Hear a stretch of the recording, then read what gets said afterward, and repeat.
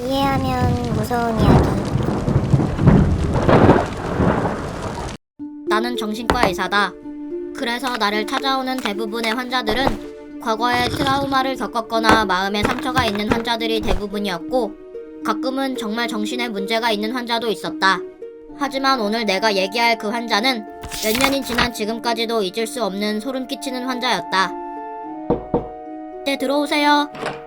선생님, 아드님 문제로 상담을 원하시는 분들이 예약하셨습니다. 그래요? 지금 들어오라고 하세요. 여느 날과 다름없이 정신과를 찾아오는 사람들을 상담하던 나는 곧 어색한 표정으로 들어오는 부부를 발견했다. 어서 오세요. 이쪽에 앉으시면 됩니다. 부부는 정신과를 처음 방문한 듯 했다. 나는 그들에게 자리를 안내했고, 천천히 자리에 앉은 그들은 작게 한숨을 내쉰 뒤 입을 열었다. 살다 이런 곳까지 오게 될 줄은 몰랐는데. 괜찮습니다. 편히 말씀해보세요. 아드님에게 어떤 문제가 있는 건가요? 몇 년 전부터 우리 아들이 방구석에 틀어박힌 채로 한 발자국도 나오지 않고 있어요. 도대체 왜 그러냐고 말을 해도 대답도 안 하고, 강제로 끌고 나오려고 해도 전혀 소용이 없다고요. 여자는 답답하다는 듯 가슴을 탁탁 치며 말했고, 남자는 옆에서 근심 가득한 얼굴로 한숨만 계속 쉬어댔다. 아드님이 운전생활을 한 후로 가족분들과 대화를 한 적은 있나요?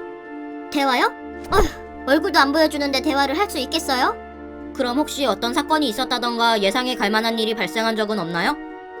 사실 우리 아들이 방에 틀어박히기 전에 학교에서 따돌림을 받는 것 같긴 했어요. 가끔 하교하고 집에 오면 얼굴에 멍이 들어있다거나 교복이 지저분해진 채로 오기도 했죠. 여자의 말에 의하면 아들은 3년 전까지 학교에서 따돌림을 당했고, 어느 순간부터 학교를 나가지 않더니 이제는 방문을 걸어 잠근 채 운둔생활을 하고 있다고 했다. 처음에는 우리 아들이 정말 불쌍했어요. 학교에서 왕따를 당했으니 얼마나 힘들었겠어요. 근데 저희까지 외면할 줄은 몰랐어요. 학교는 안 다녀도 되니 다시 일어서 보자고도 했지만 굳게 닫힌 문은 끝까지 열리지 않았죠.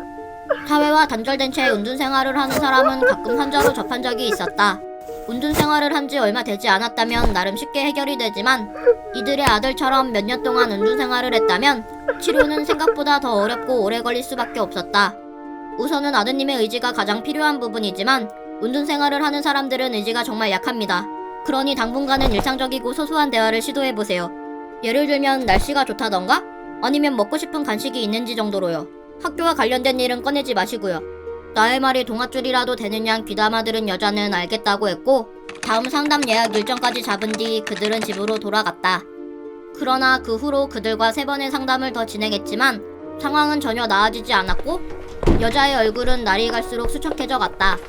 그래서 이번에는 다른 방법으로 시도해야 하나 고민을 하고 있는데, 그동안 단 한 번도 말을 하지 않고 자리만 지키던 남자가 조용히 입을 열었다. 저기 선생님, 가능하시다면 저희 집에 와서 봐주실 수 있나요? 사실 특정 환자의 집을 방문하여 상태를 확인해 본 적은 없었지만, 갈수록 야위어가는 여자의 얼굴을 보니 차마 거부할 수가 없었다. 그리고 직접 환자의 상태를 보면 더 적절한 치료 방법이 생각날 수 있을 것 같기도 했다. 네, 알겠습니다.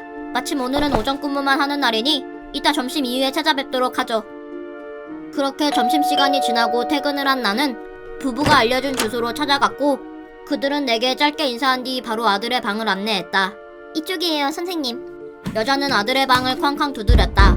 이틀님, 빨리 문 열어! 그러나 운둔생활을 하고 있을 아들은 당연히 반응이 없었고, 예상했다는 듯 짧게 한숨을 쉰 여자는 미리 가져온 열쇠로 문을 열어젖힌 뒤 방 안으로 들어갔다. 왠지 모르게 살짝 긴장이 된 나 역시 그 뒤를 따라 들어갔고, 여자는 침대에 누워있는 아들을 향해 소리를 질렀다. 너 엄마가 씻고 있으랬지? 도대체 언제까지 잘 거야? 이불을 머리끝까지 올리고 자고 있는 모습에 화가 난 건지 여자는 그 이불을 힘껏 들쳐버렸고, 그 순간 나는 온몸이 굳을 수밖에 없었다. 들쳐진 이불 밑에는 지저분한 모습의 아들이 아닌 얼굴 없는 마네킹이 누워있었다. 마치 사람처럼 말이다. 그리고 곧 옆에서 남자의 목소리가 들렸다. 선생님, 제발 저희 아내 좀 치료해주세요.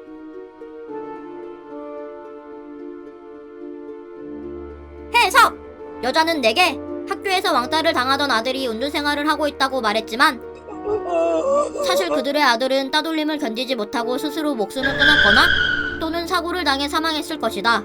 하지만 그런 아들의 죽음을 받아들이지 못한 여자는 마네킹과 아들을 동일시하기 시작했고, 그 모습을 보다 못한 남자가 나를 집으로 초대한 뒤 현실을 받아들이지 못하는 여자를 치료해달라고 한 것이다.